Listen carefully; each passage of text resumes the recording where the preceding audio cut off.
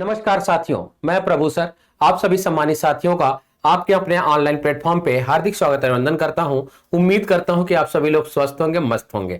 तो दोस्तों, आपके लिए एक बहुत बड़ी खुशखबरी। इस चुनाव के समय में जो लोकतंत्र का महापर्व चल रहा है, तो लोकतंत्र के महापर्व में आप तो व्यस्त हैं ही, उसी व्यस्तता में आपके लिए एक खुशखबरी भरी सूचना आ जाए।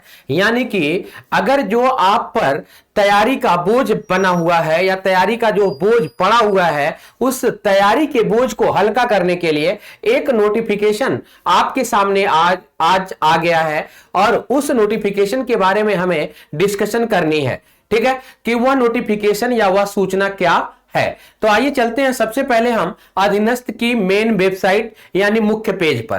तो अधीनस्थ की जब आप मेन वेबसाइट पे पहुंचेंगे तो ये नोटिस बोर्ड वाले सेक्शन में आपको जाना है और इसके पहले ही वाले सेक्शन यानी विज्ञापन संख्या 10 परीक्षा 2023 वन रक्षक एवं वन्य जीव रक्षक मुख्य परीक्षा मुख्य परीक्षा समझ ही रहे होंगे कि अभी जब से पीईटी यानी कि प्री एग्जामिनेशन टेस्ट आपका जब से शुरू हुआ है, 3 बार पीईटी की परीक्षा राज्य सरकार के द्वारा ऑर्गेनाइज करा ली गई है और अधीनस्थ की जितनी भी भर्तियां आती हैं सब पीईटी परीक्षा के माध्यम से ही आपको देना पड़ता है। तो पीईटी 2022 के आधार पर ही यह भर्ती का फॉर्म भरा लिया गया है। बस इसके बारे में सिलेबस का नोटिफिकेशन आया हुआ है, तो उस सिलेबस के नोटिफिकेशन पे हमें डिस्कस करनी है। तो आइए देखते हैं कि सिलेबस का नोटिफिकेशन क्या है। तो यहां पे आप देखेंगे कि यह एक सूचना आया हुआ है। इस सूचना में सीधा सा आपके बारे में यह कहा गया कि वन रक्षक एवं वन्य जीव रक्षक की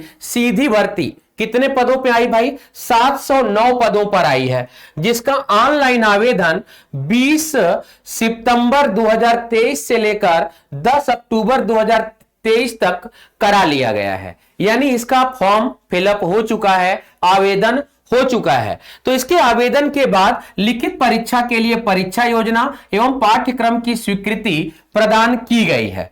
अतः आयोग ने विज्ञापन संख्या 10/2023 वन रक्षक एवं वन्य जीव रक्षक मुख्य परीक्षा हेतु आवेदन करने वाले समस्त अभ्यर्थियों को सूचना दिया गया है कि इसका सिलेबस क्या होगा, यानी आपके लिखित परीक्षा का क्या सिलेबस होने वाला है, इसी का डिस्कशन हमें करना है। और आपको पता है, जब से आप मेंस परीक्षा देना शुरू किए हैं, यानी कि जब से आप लोग मेंस परीक्षा देना शुरू किए हैं, तब से आपने देखा होगा कि आपके विभाग से संबंधित ज्यादा महत्व दिया जा रहा है। जैसे अभी ये वन विभाग से संबंधित है तो सवाल ज्यादातर वन विभाग से ही पूछे जाएंगे। एक बड़ा सा सूचना आया हुआ है, पूरा आयोग की क्रम संख्या के इस आधार पर यह सूचना आया हुआ है। देखें तो विषय प्रधान मुख्य वन रक्षक के आधार पर एक जो सिलेबस, एक जो पाठ्यक्रम को स्वीकृति मिली है, उस स्वीकृति के आधार पे आप देखेंगे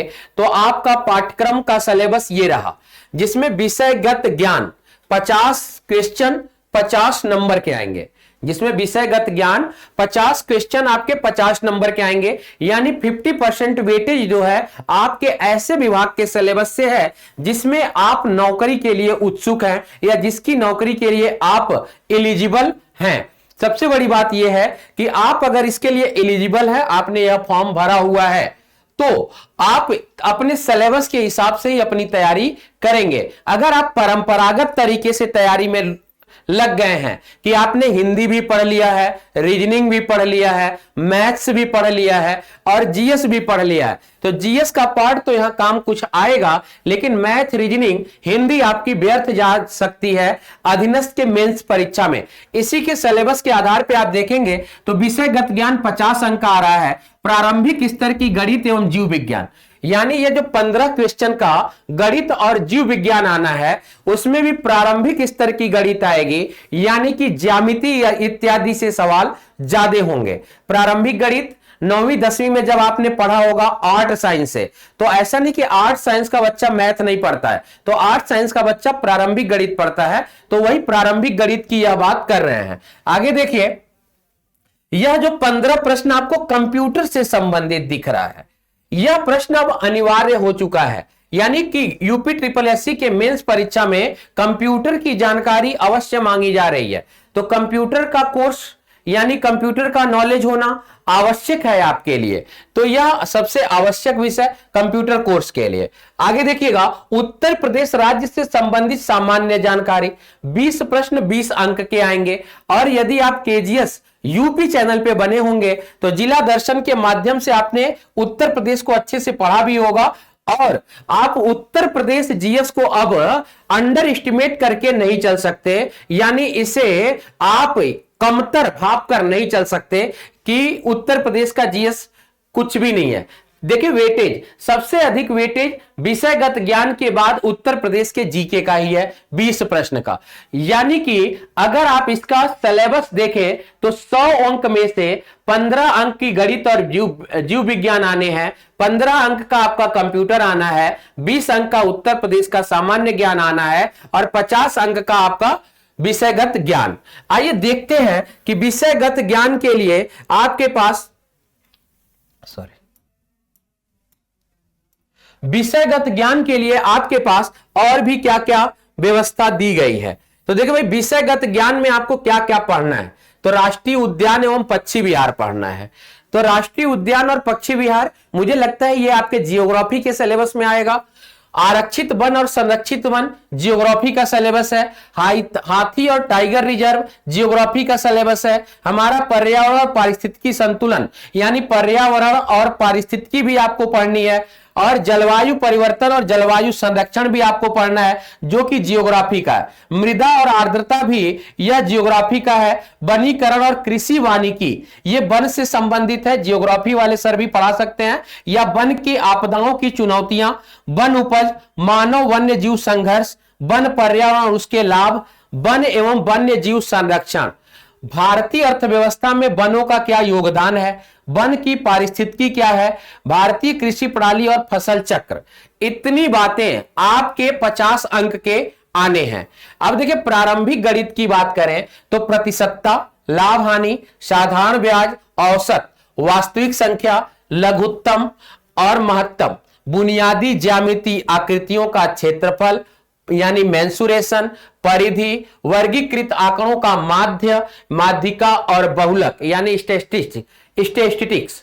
ठीक है, ये मैथ की आपकी चीजें आनी है। जीव विज्ञान की बात करें तो जैव प्रक्रम आना है, जिसमें पोषण, श्वसन, वहन या उत्सर्जन है, नियंत्रण एवं समन्वय है। तो जंतु का तंत्रिका तंत्र, मानव मस्तिष्क, और सामान्य जंतुओं में हार्मोन, जीव, जनन आदि के बारे में पूछा जाएगा। यह आपका भाग 2 हो जाता है, जो कि 15 अंक का है। आगे देखिएगा, कंप्यूटर एवं सूचना प्रौद्योगिकी की बात करेंगे तो कंप्यूटर का सिलेबस में कंप्यूटर, सूचना तकनीक, इंटरनेट, वेबसाइट, इतिहास परिचय, उसके बाद hardware software, input output, internet protocol, IT gadget, email ID कैसे बनाई जाती है, कैसे काम करती है, printer, tablet, word processing, operating system, digital वित्तीय उपकरण, तमाम तरह के ये सिलेबस आपके कंप्यूटर के हो गए। इसके बाद उत्तर प्रदेश से संबंधित सिलेबस भी, कि उत्तर प्रदेश की मिट्टी, त्योहार, लोक नृत्य, साहित्य, क्षेत्रीय भाषा, ये सब आदि के 20 प्रश्न आपकी परीक्षा में आने हैं। तो आप सभी लोग यदि अपने प्रिपरेशन की तैयारी कर रहे हैं तो प्लीज अपने सिलेबस को एक बार जरूर देखेंगे, क्योंकि बिना सिलेबस के तैयारी करने का कोई मजा नहीं है। देखिए भाई, अगर पानी की तरह आप बहते हैं तो पानी जहां जगह मिलेगा वहीं फिट, जहां जगह मिला वहीं पर सेटल हो जाता है, और अगर उसे स्थान नहीं मिला तो वह बहता रहता है। आप सभी लोग अच्छे से जानते होंगे कि गंगा नदी जो कि गोमुख से निकलते हुए न जाने बहते हुए गंगा, पच्छा, पद्मिनी, पता नहीं क्या क्या इनका नाम हो जाता है, लेकिन इनके बहाव को आप बता नहीं सकते कि इनका अंतिम स्थान क्या है। ठीक है, तो पानी की तरह हमें नहीं बहना, बल्कि एक निश्चित दिशा में सिलेबस के आधार पे हमें बहना है। तो ये सिलेबस आपका आपके अपने वेबसाइट UPSSC के वेबसाइट पर मुख्य पेज पर ही ऊपर नोटिस में आया हुआ है। तो यहां से आप वेबसाइट से जाकर खुद भी सिलेबस डाउनलोड कर सकते हैं। अगर मेरा माने तो अपनी तैयारी के लिए सिलेबस को आप 2 प्रति में डाउनलोड किया करें और 1 प्रति को अपने पढ़ाई के दौरान और 1 प्रति को अपने रिवीजन के दौरान यूज किया करें, उपयोग में लाया करें। यदि आप चाहते हैं कि इस बेरोजगारी के दौर में बेरोजगारी का दामन जल्दी से छूट जाए तो आप सभी को लगातार मेहनत करती रहनी पड़ेगी, क्योंकि जिस तरह से मछली लगातार जल में तैरती है उसी तरह से विद्यार्थी को लगातार अथक परिश्रम तब तक करते रहना चाहिए जब तक कि उसे उसकी सफलता या मंजिल ना मिल जाए। तो इसी के साथ मैं प्रभु सर आपसे विदा लेता हूं। धन्यवाद। आपका दिन मंगलमय हो।